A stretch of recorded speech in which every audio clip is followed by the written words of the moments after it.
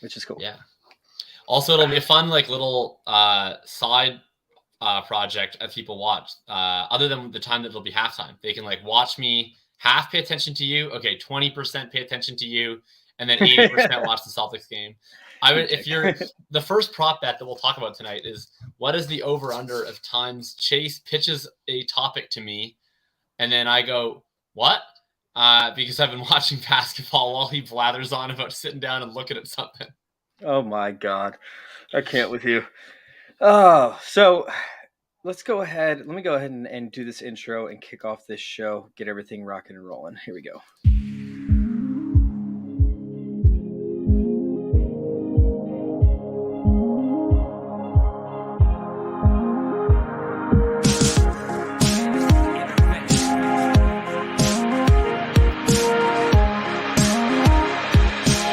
This is Fantasy Intervention.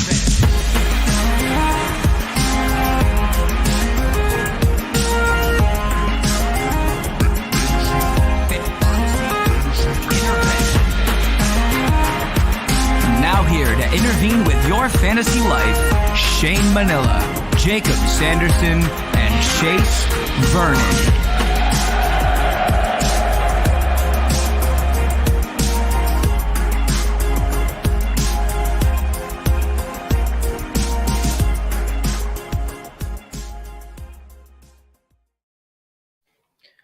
What is up, everybody? Welcome on into Fantasy Intervention. That's right. It's just Jacob and I tonight. Unfortunately, Shane has some prior engagements that he had to take care of. He's the worst. Shane is the absolute worst. And he's not here to defend himself, so we can say whatever we want about Shane. If you guys want to light him up in the chat, go ahead and do so. I actually encourage you all to comment in the chat and talk about how Shane is the worst. But yes, Jacob and I are here. We're going to make sure that you guys get your pre-draft content, all rocking and rolling. And tonight we actually have some prop bets. We might even jump into a rookie versus sophomore type draft for y'all. So we kind of have to see where that goes. But Jacob, what's going on, man? How you doing tonight? Well, look, we got our head in a lot of places. As I mentioned, we got the Celtics live right now, my beloved Celtics. So they're not playing too well right now. I hope that they stop turning the ball over. My mood over the course of the show will greatly improve if they stop throwing passes into the middle of the floor. Otherwise, we got some stuff wrapping up with work and law, and I'm excited for the draft because the draft will be one day after my clinic term ends, which means I'm so ready to just lather myself up in pizza and beer and prop bets. It's going to be such a spiritual experience to enjoy the draft. And if you're watching the draft, I hope you enjoy it with a couple of prop bets. So that's what we're going to be talking about today. Yeah, I'm actually kind of excited about the prop bets. When it comes to the prop bets, which ones are you normally looking for, Jacob? Man, it honestly depends. I definitely enjoy some of the over-under stuff. I especially really love trying to take advantage of some spots towards the front of the draft where I think that there might be trade-ups or trade-downs because a lot of the props on certain players end up really catering around a couple of teams that might take them, right? That's a little bit less so if you get down into the later first. But some of the guys up in the top 10, it'll be we think this team's going to take him. What if a team trades up or what if a team trades out of that spot, right? Kenny Pickett is a guy, a lot of times it's been is he going to go at 6? Is he going to go at 6? Because the Panthers, what if the Panthers end up deciding to trade down, right? So I think those are definitely some stuff that's interesting. And then, a lot of times when I love doing these is more earlier on in the process where you have a lot more time for things to build. But at this point in time, I think a lot of us just trying to grind those mocks as much as possible and understanding too, I think the sports books are usually more optimistic on where guys are going to get drafted than pessimistic because it's a lot more fun to say this guy's going to get drafted high. So I probably end up going with the overs, I guess. They feel like unders because you're this guy's not going to do as well or go as high as you think, but actually it's an over. Yeah, and it's kind of crazy, where people end up, thinking these players are going to go. I've seen people talk about Desmond Ridder in the top 10, Matt Corral in the top 10, and, betting against some of those is actually a lot better. But let's start out with the first quarterback that we think is going to come off the board. Yeah. And I'm pretty sure this is a lock at this point. Somebody might make a play at Kenny Pickett, but Malik Willis seems like he's the guy. I think Pickett is honestly probably the best bet here just because you're getting a little extra value. I would not bet Willis at -160. I think if you think that Willis is certainly going to be the option, I'd probably just not bet Willis. But we've seen a big wide range on all these guys, certainly including Malik Willis, in terms of when they're going to end up being drafted in these mocks. I mean, Daniel Jeremiah, I think, is still sitting on a mock where Willis isn't even taken in the first round. I don't think that's going to happen, but that's where his head was at. You know, we saw the Peter Schrager mock recently that came out with Willis going at pick 20 to the Steelers. I think it's entirely possible Pickett is the first, especially at 6. I think we've seen now it's a lot less likely that the Lions actually take Malik Willis at 2. And so if they don't take him at 2, I think the earliest Willis goes would be Panthers at 6. And it seems as though the Panthers might prefer Pickett in that slot. Otherwise, maybe you get into stuff like the Seahawks, the Saints, whatever. And at which point I think it could really go in any different direction. Yeah. So the biggest thing that I'm looking at with like Willis, right, is he's going to have to go behind a quarterback that's going to need to develop, that has an offensive line because of the sack rates that he's taken, right? We see him. Who do we have on the show that talked about the sack rate in comparison to scrambling? Rich Rebar. Yeah, Rich was talking about the rate of scrambling to sacks and how that's not a good thing for quarterbacks. We saw it with Justin Fields last year. And we saw Justin Fields take some tremendous hits that, you know, weren't good for the future of that. So if a team like the Panthers, who had a terrible offensive line, need to go after a guy who, hey, you can get the ball a little bit quicker, you know, has some more experience, I think the Pickett could actually be that pick. So to your point, if you think that Malik Willis is there at -160, it's not worth the bet to take that. However, if I had to pick a guy, I'm still going with Malik Willis at this point. Yeah, I think Willis is the most likely. I think Willis is the most likely. I just don't think we're actually getting any implied value. Like, I think if it was even money between him and Pickett, I would take Willis. But certainly with the spread there, I prefer Pickett, if anything. I don't think that we're going to need to get way down the board. Like, I don't know. Matt Corral plus 1,400, Desmond Ridder plus 1,000. Do you think there's any value to be had in those guys? Not as the first quarterback off the board. I mean, maybe Sam Howell, because Sam Howell has some like sneaky value to him and certain scouts do like him. But that would mean that Malik Willis would have to fall at the top 10. And I think that Pickett would likely have to fall at the top 10 as well. So if Sam Howell at plus 2,500 comes off the board, I mean, that could be a bet that I might be willing to throw, I don't know, $20 at or something along those lines. Like, you know, 20% of whatever your budget is for the NFL draft prop bets. I think that Sam Howell could be a sneaky one. But once again, I think Sam Howell's a second round pick. It's just like, okay, the return on value for Sam Howell could actually be there if an NFL team just falls in love with him.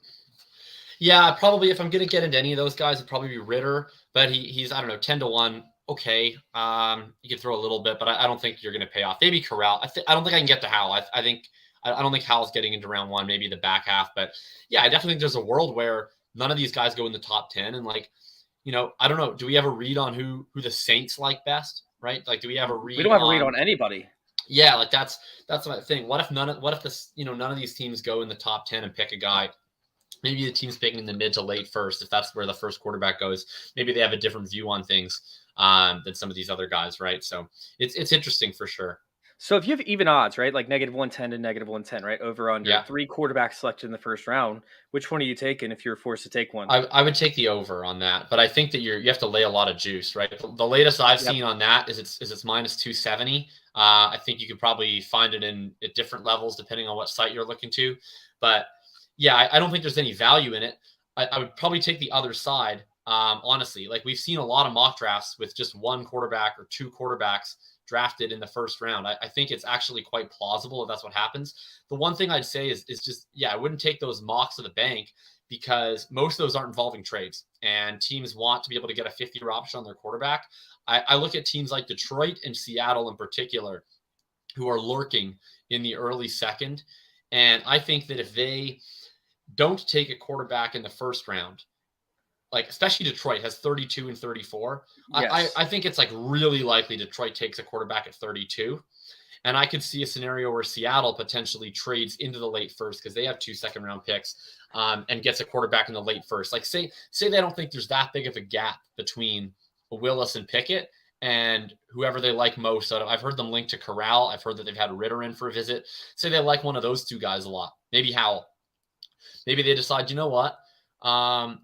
We're not going to bother with taking one of these guys at 9, but we still want the 50-year option. So we'll trade back in the late first, grab Ridder, grab Corral, whoever they like more. I could see that scenario play out. And that's how I think we get over the 2.5.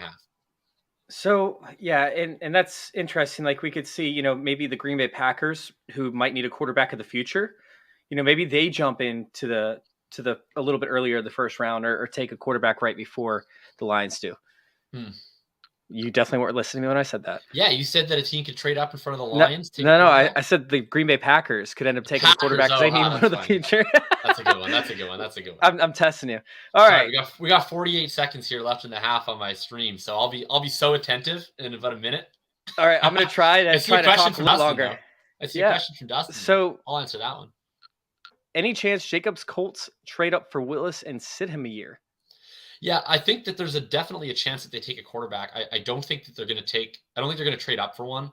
I think Ballard was really intent on getting some draft capital back this year, and they essentially came out even in this year's draft, right? They got a third for Wentz, and they sent that third to Washington, then they sent that third to Atlanta, and then what they ended up with in the result is they got the 23 second that could fall back to a 23 third.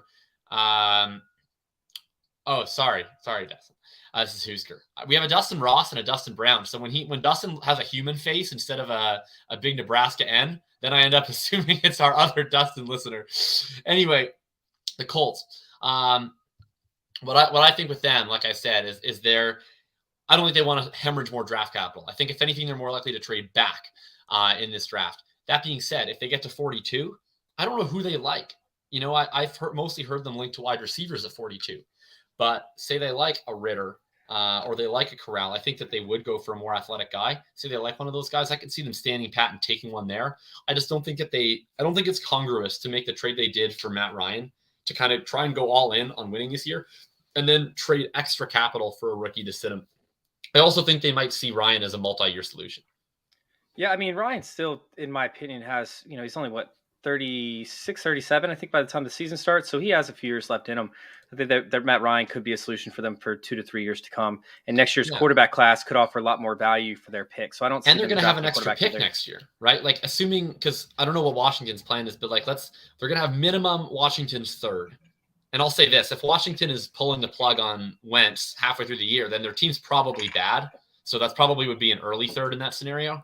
So at very least they'll have like an early third, and then they might have a second, plus all their regular picks, plus probably some comp picks. So I think that's one thing too with Indy is they're so well positioned to make a move up next year with that extra ammo. I think that they're going to just ride with Ryan and then deal with it next year. All right, so let's go ahead and bring it on to the wide receiver position. We have Garrett Wilson, we have Drake London, and Jamison Williams has actually now evened out his odds with Drake London. So Garrett Wilson's sitting at -110. Drake London is +200, and Jamison Williams is +200 on the first wide receiver selected.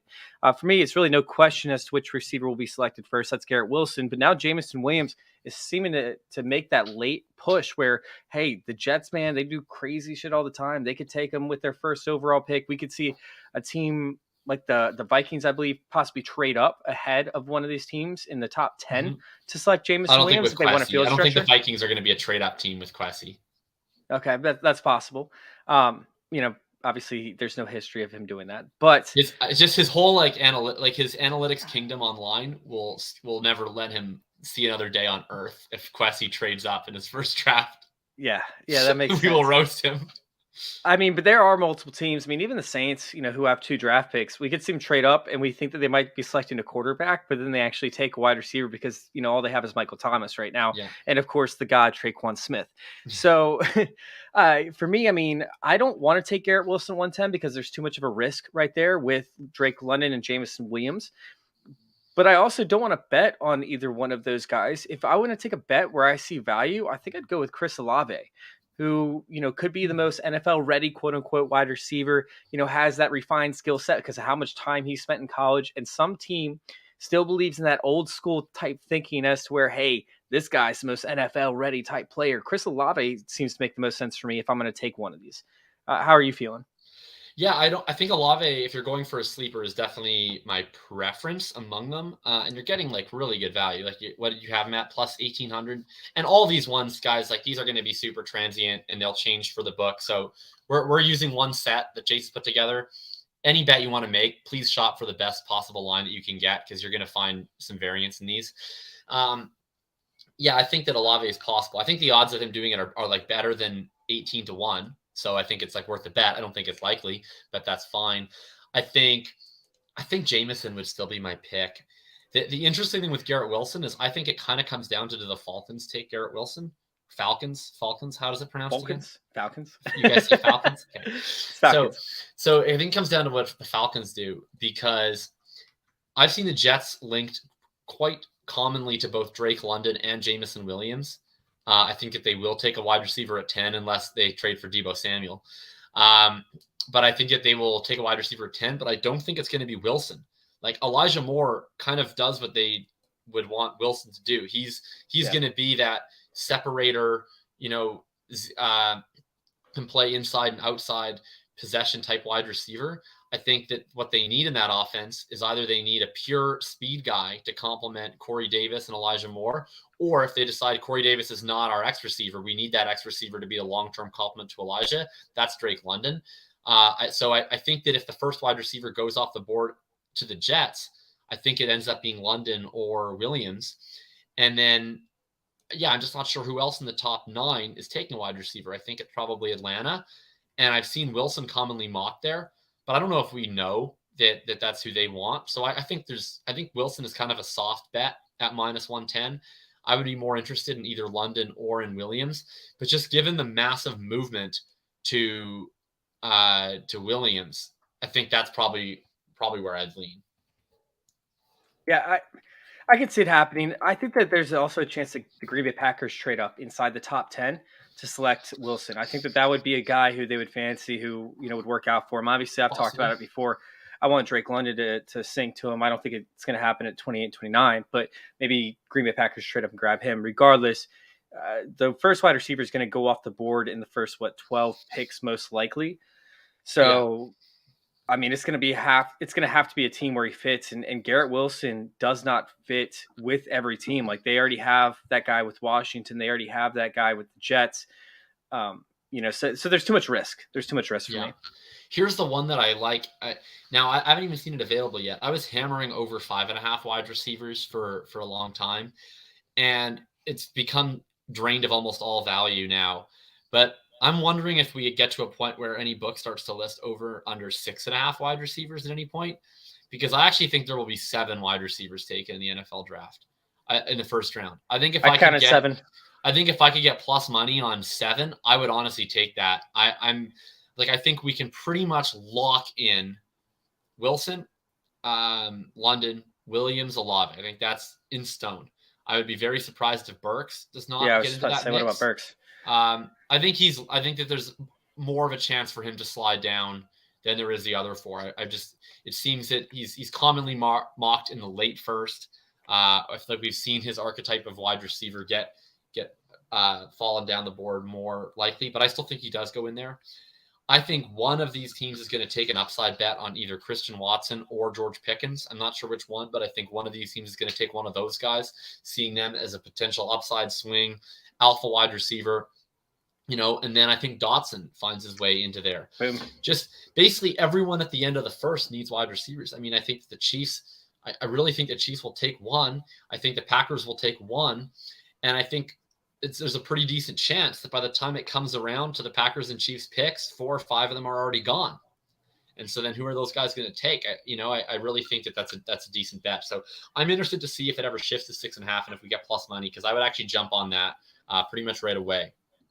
So I think it actually has 5.5 right now on the site that we were looking at earlier. That's all I've seen, and the money's been like drained right out of it. Yeah, negative 370. You would have to put, right, like, and that used to be even money. That used to be even money. So while I think that's a really safe bet, I'm not super interested in laying minus 370 on anything.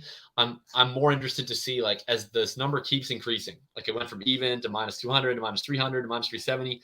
When does it just move to over under 6.5? I think it happens before the draft. Yeah, and I agree with Balls' Life. He said that the prospect profile isn't pretty, but Christian Watson knocked his socks off when he watched him.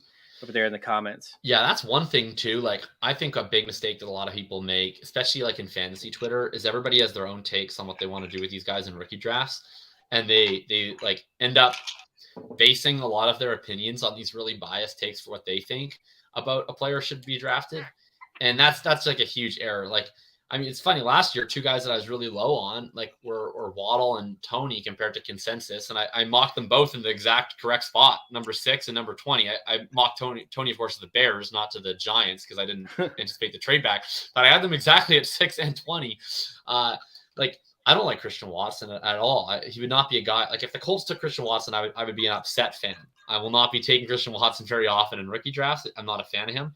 But just based on what I'm hearing in terms of how he could rise, and based on how NFL teams have drafted in the past, I would be surprised if one of him or Pickens doesn't make it into the first round. Yeah, I think that there's a great chance that both of those guys make in the first round. I could see a total of 8 wide receivers go in the first. That was my count. It was like the upside was 8, the low side was 7. So I have it right there. All right, let's move on to Treylon Burks, because you already brought it up. Let's move on to Treylon Burks' draft position, because right now it's sitting at 23.5, and it's even odds. It's negative 120, right? That's because they can't give you 24.5, because they know he's going to the Cowboys.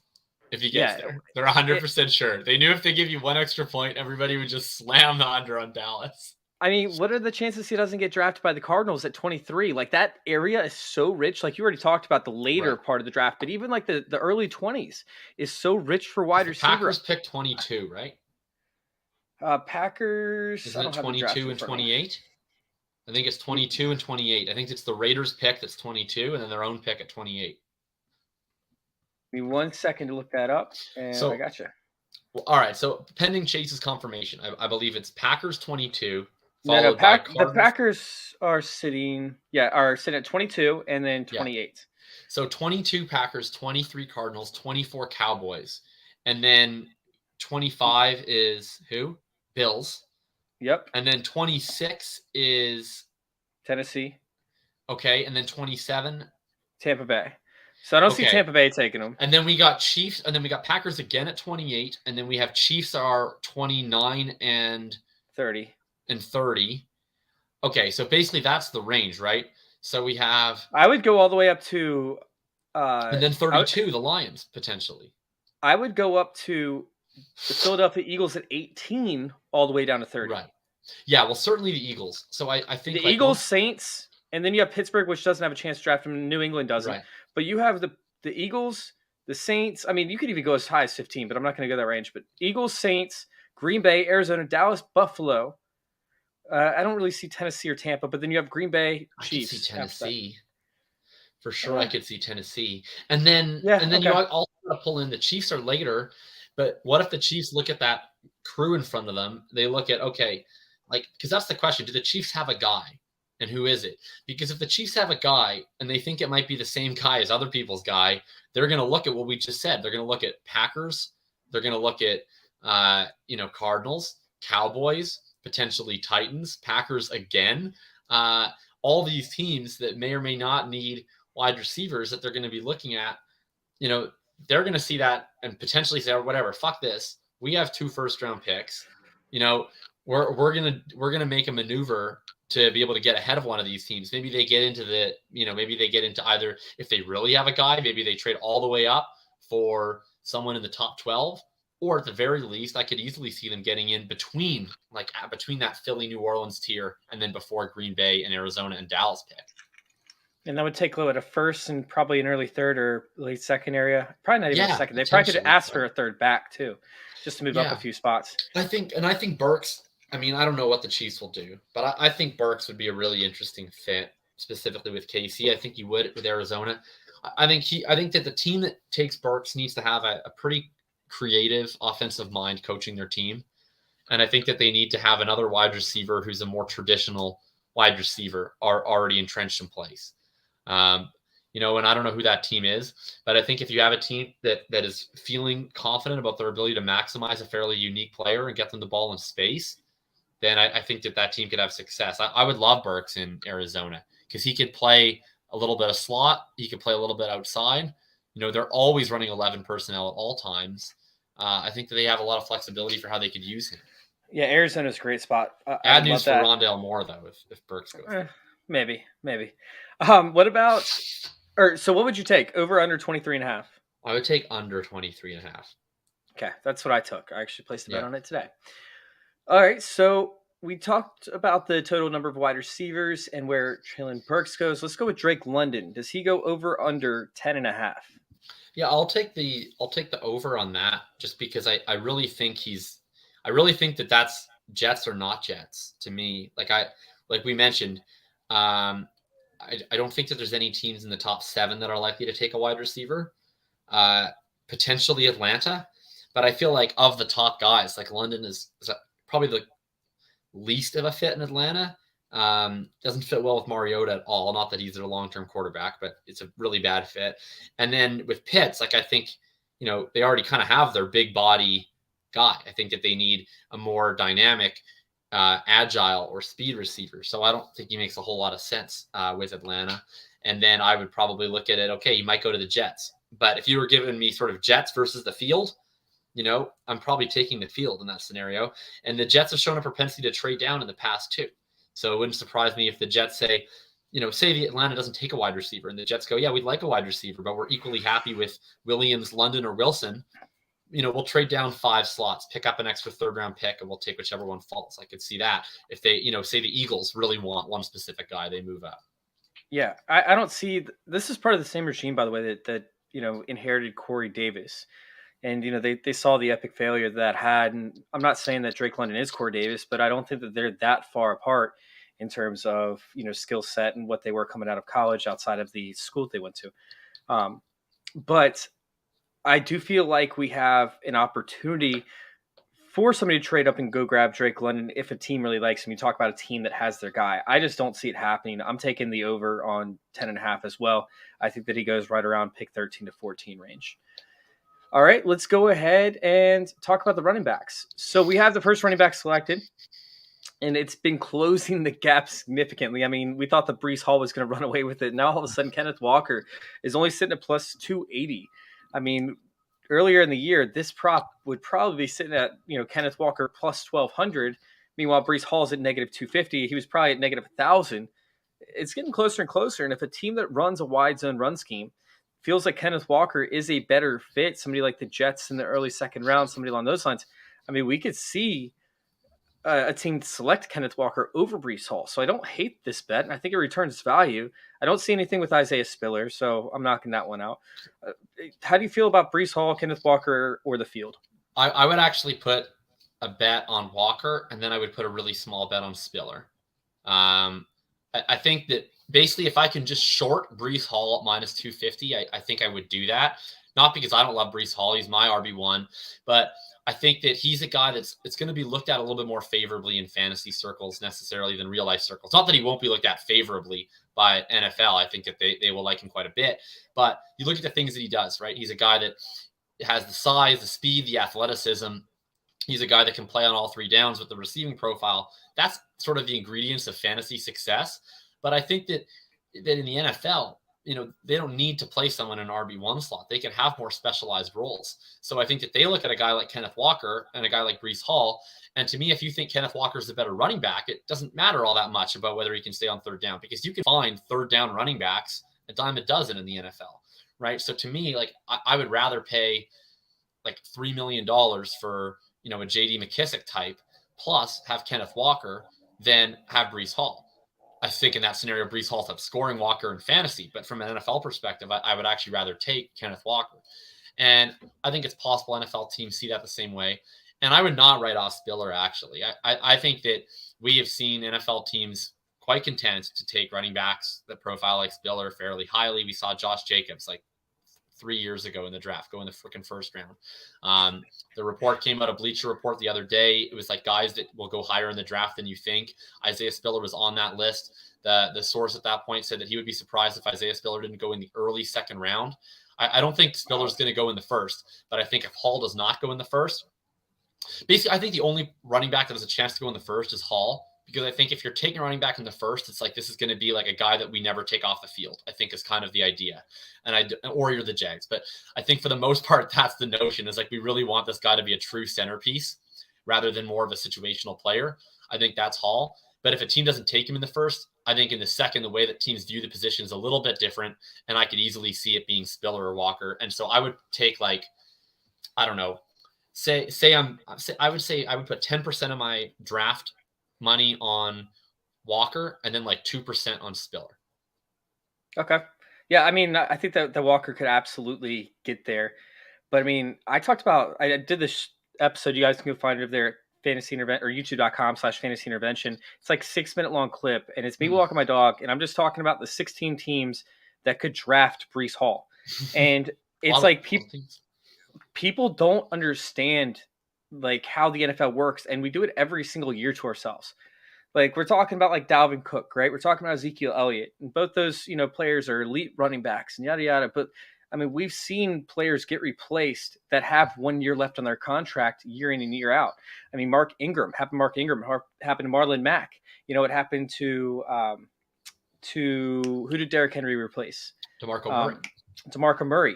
And like these players just get contracts a year or two. These are all guys that go in round 2, right? And I think those teams, like I think the only team really that I could see drafting Walker in round 1 is Buffalo. Can you think of any other round 1 option?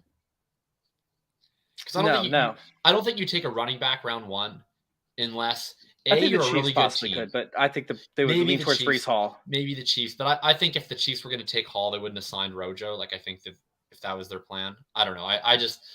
I'm not sure that you'd spend any extra money. Like I think that but I could maybe the Chiefs. I think in the modern NFL, the only way you draft a running back round 1 is if you think he can contribute in all phases of the game, which is why I don't think Walker can go round 1. Like I just don't think a team will justify a rushing only back in round 1. And then I think that the only other way you do it is if you say, like, this is our missing piece, right? We already have a really good team. We don't need to build the foundation of our team, right? Like I think Buffalo looks at their team and says, you know what, we don't really have needs. So yeah, is it a luxury to take a running back? Do we need this? No, but if we don't really need anything, then why not take a luxury? I think Buffalo's in a position where they feel like maybe they deserve a luxury. Depends on if you're the coach of the Jacksonville Jaguars or not. The Jaguars are just not a well-run organization, and I say that as a guy who absolutely loves Travis Etienne, the player. But yeah, I mean, fireable offense to take like Travis Etienne in the first, and it would have been a fireable offense, by the way, if their starting running back was Carlos Hyde. Like it was a fireable offense on so many levels. Like it was a fireable offense, A, to take a running back in the first round when you have a perfectly capable running back. B, to take a running back in the first round when you are an awful team that will continue to be awful. And by the time you're good, the running back will almost be off his rookie contract. And then C, it was a fireable offense to take a running back. And then we don't know what would have happened, but like presumably work some form of split backfield. Like just insane. Yeah, no, it was absolutely absurd. And by the way, I wasn't talking about Walker. I was talking about the 16 teams that could draft Breece Hall. Yeah. So like Breece Hall could end up with the Vikings. Breece Hall could end up with the Cowboys. So like there are multiple teams that I could actually see. Like I wouldn't put it out. I'm not saying that he's going to land with the Cowboys, but I'm just saying I wouldn't put it past the Cowboys if all their guys are off the board to draft Breece Hall, in that late first round area. So, and obviously that kills everybody. Speaking of that, can you talk to this argument that Breece Hall and Tony Pollard comparison is not a terrible comparison? I love Pollard, so I'm not the one who made this argument. I feel like I'm being framed. I did not say this. I did not compare Hall to Tony Pollard. I can kind of see it. I think like they're both somewhat similar size. Hall's got an extra 5 pounds, but they're both taller running backs. No, it's 217, and Pollard's 210. Listed as 212 actually officially. So 217 to 212, and then you got beyond that. So both taller running backs, right, in build wise. And then you look at this thing Noah Hills calls the Jeremy McNichols corollary, which is basically running backs who are efficient, but who generate most of their efficiency through breakaway runs rather than, through success rate run to run. And, both these guys are guys with a lot of explosive ability that create a lot of their efficiency on breakaway runs. And both very adept out of the receiving game. I don't think that there's certainly a lot better comps I would have for Hall and Pollard, but I can see it. Oh God. Okay. We got a Tony Pollard stand over here, but no, I understand like the comparison, but I mean you're comparing apples and oranges at this point, especially when it comes to draft capital and their specs coming out of college versus what they are now. So I mean, I'll say this: like I think that if you're looking for a downside comp on Hall in terms of like production, size, ability, it's Tevin Coleman. It would be like my downside comp, and I've heard Coleman comp to Pollard often. So I can kind of see if you can get from like Hall to Coleman, who's already a guy that I had in mind, and then Coleman to Pollard, you can kind of bring it all together. And for the record, I certainly don't mean like the washed, shitty Coleman we've been watching for the last couple of years, but like the Coleman coming out of college. Peak Kevin Coleman coming out of college. Like he was also super productive. He was also a guy who is more of like a breakaway, bursty guy without not necessarily, a success rate type of running back, and was also able in all phases. So I could see some Coleman.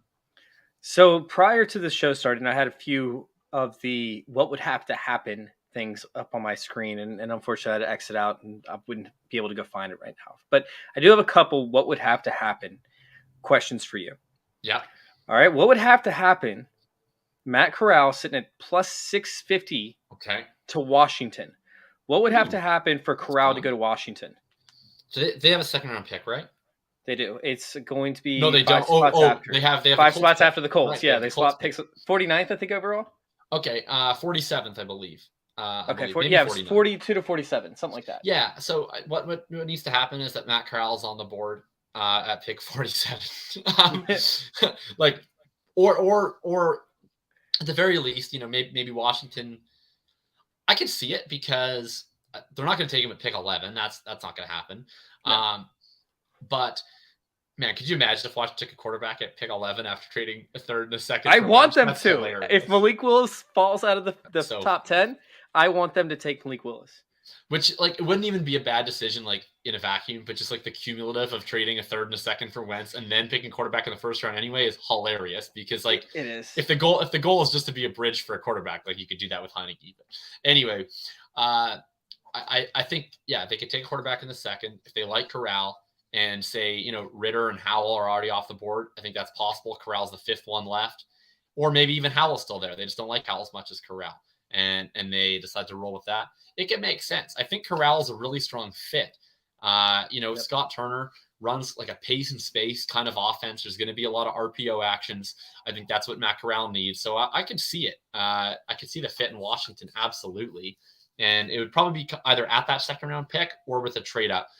Maybe a trade up ahead of Seattle. I think Seattle's the most likely team to draft Matt Corral actually with their second round pick. Yeah, and I saw that him mocked going to them and like with the 9th pick, and I hope to God like that doesn't happen. I don't think that's going to happen. But Seattle picks, I believe, at 40 as well, right? Yeah. And I think Matt Corral at pick 40 would be, if I could pick any one pick for Matt Corral to go, I think pick 40 to the Seattle Seahawks is my guess. But Washington could certainly trade up ahead of that, or Seattle could, pick Ritter or pick not a quarterback or whatever else. Yeah, so Seattle essentially would have to not take him. And he would have to fall to Washington.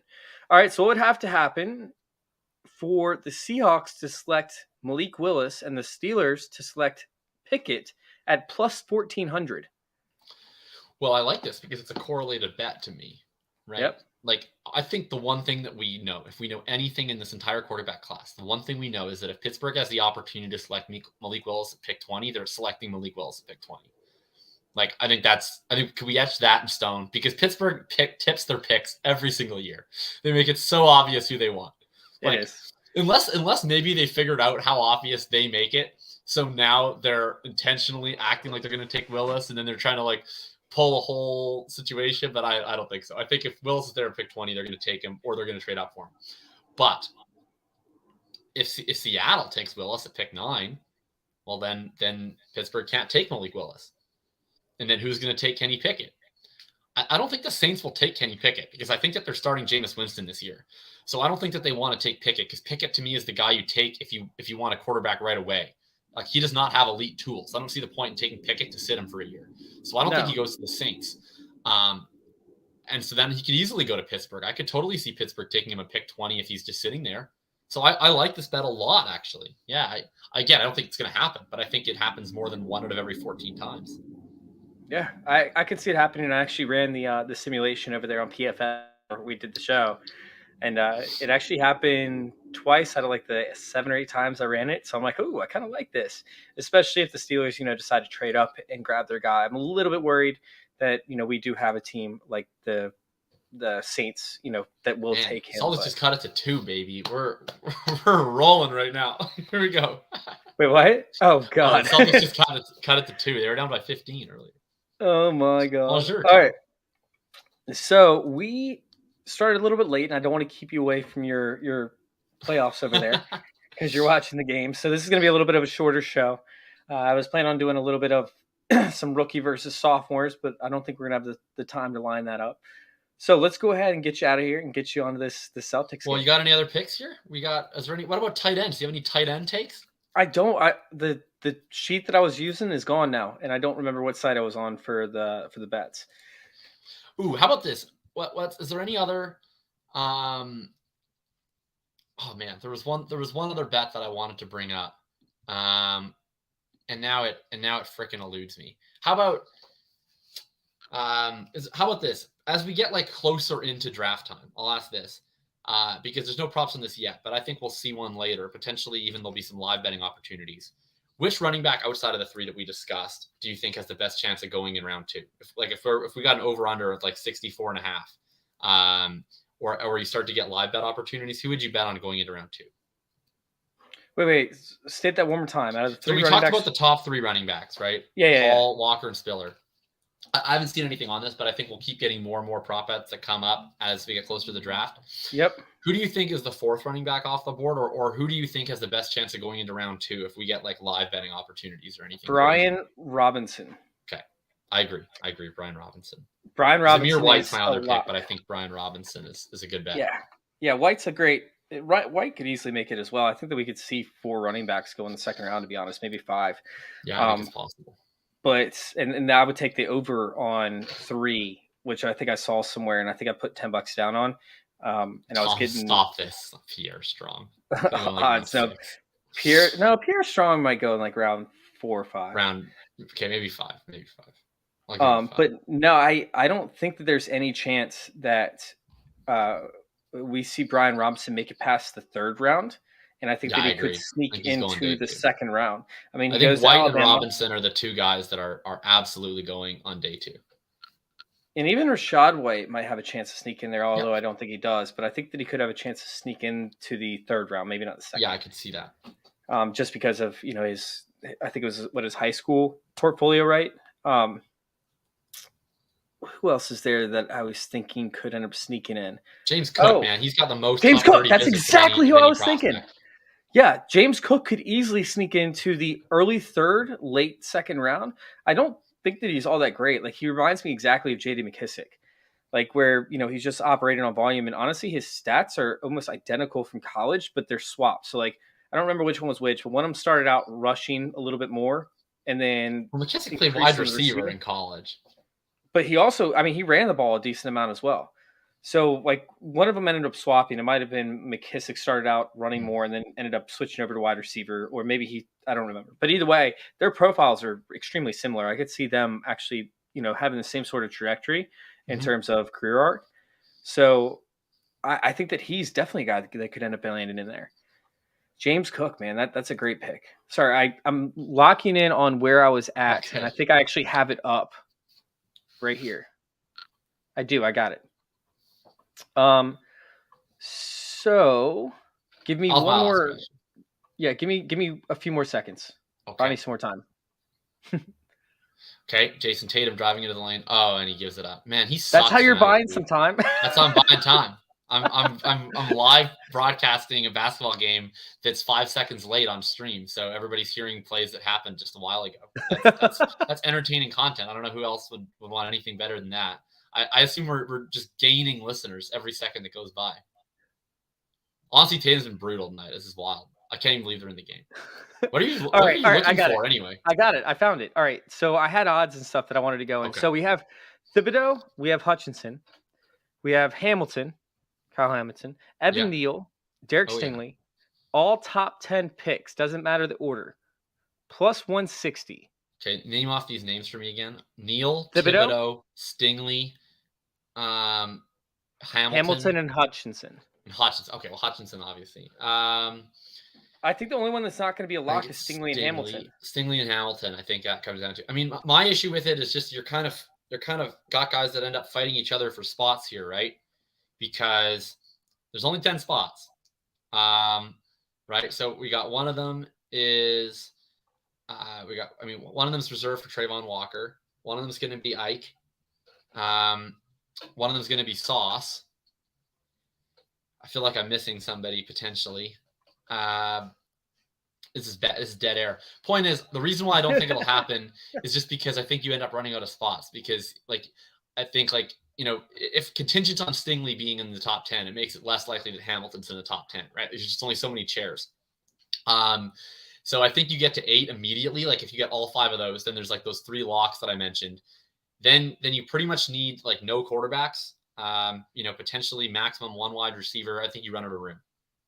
Yeah, I honestly I want to take the no on that, but it's not even worth it. I mean, there's another one where it says Hutchinson, Thibodeau, Evan Neal have to be in the top 5, which I think could absolutely happen.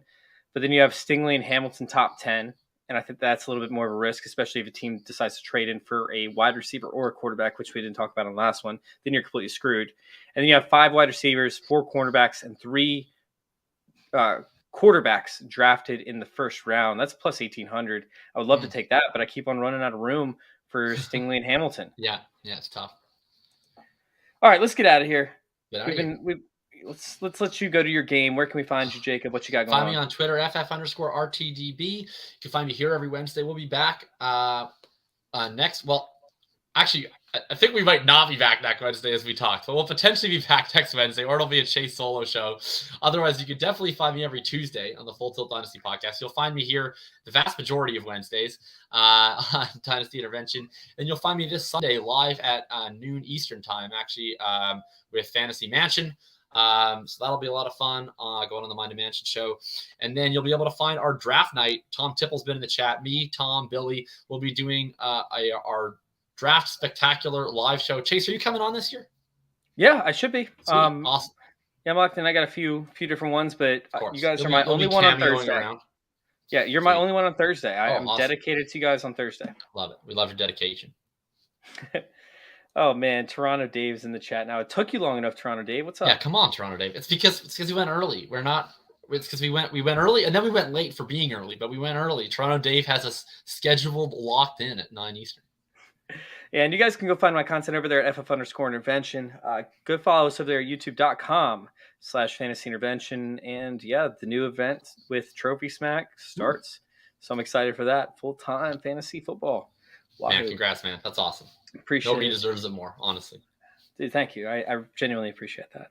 Thank you guys for listening. Thank you all for letting us intervene with your fantasy football life. Thank you for letting me intervene with this basketball game.